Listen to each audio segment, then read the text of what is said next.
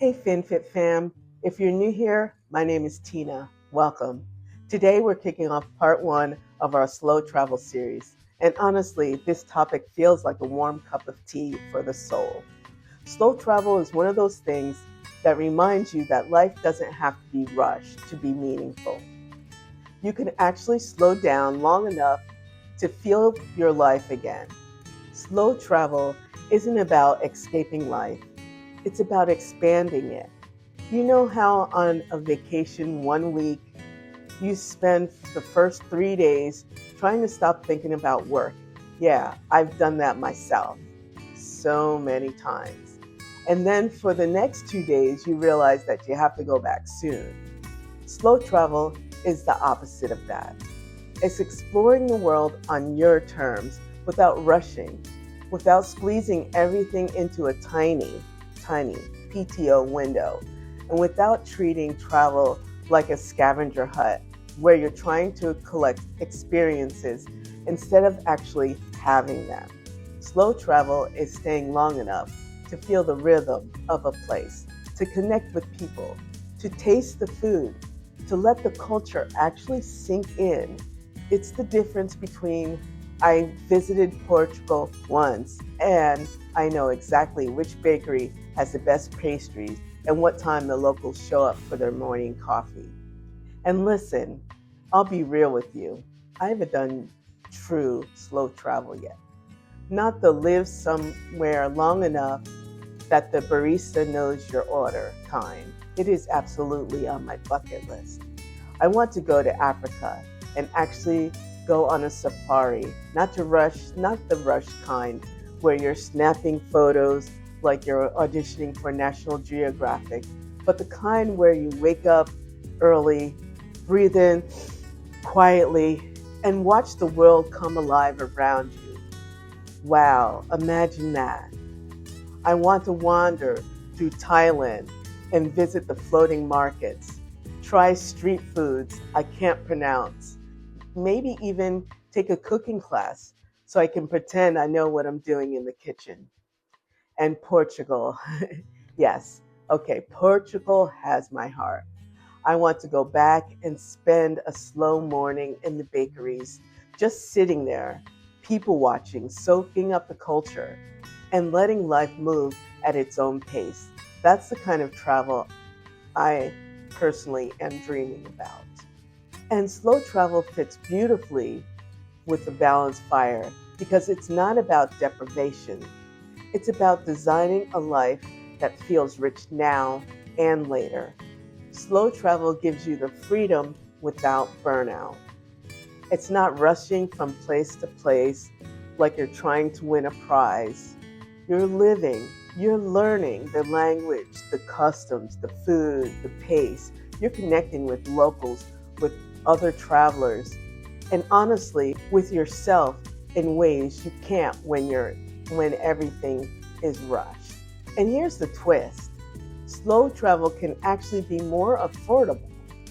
Monthly rentals are cheaper than nightly hotels. Local food is cheaper than touristy restaurants. Public transportation replaces taxis and tours. And in many countries, your cost of living might be lower than at home. Mexico, Portugal, Thailand, Vietnam, all places where your money stretches further and your quality of living goes up. Slow travel isn't just enriching, it can be financially smart. It's also a great way to test drive life abroad without committing to it full time. Think of it like dating a country before marrying it. Spending a month in Spain to see if the pace fits you. Try Costa Rica for nature and community. Stay in Japan long enough to understand the culture beyond the touristy spots. Explore Portugal or Mexico as potential early retirement hubs. Slow travel gives you clarity, not the fantasy version of a place, but a real, everyday version. And if you have a family, slow travel can be incredibly meaningful.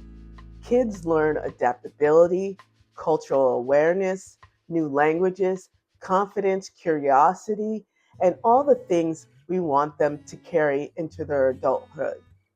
And as a family, you get something rare, unheard of time together.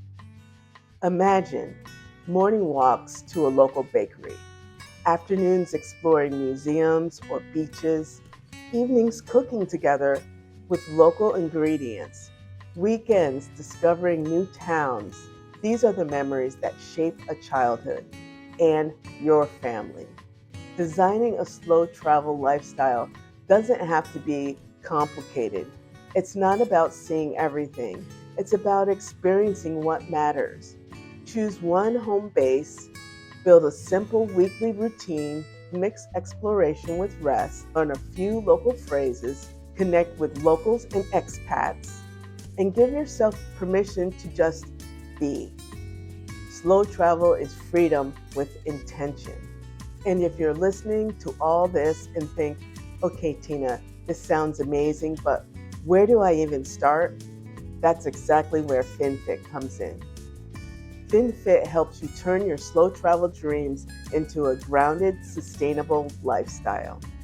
We help you build a slow travel budget that aligns with your financial independent goals, compare costs of living across different countries, create a flexible spending plan for long-term travel, organize your financial system so travel feels stress-free, explore relocation or seasonal living options, and design a lifestyle that blends freedom, joy, and financial confidence. Whether you want to travel for a month, a season, or a full year, FinFit gives you the clarity and structure to make it happen. And if this got your wheels turning, or if you're dreaming about your own slow travel chapter, just like I am, I actually wrote a full blog post that goes even deeper into everything we talked about today. If you want the extended version, the link is waiting for you in the description. Before you head out, don't forget to subscribe, like, comment, and share this video. It helps more people discover Balanced Fire and join the journey with us. I'll see you in part 2.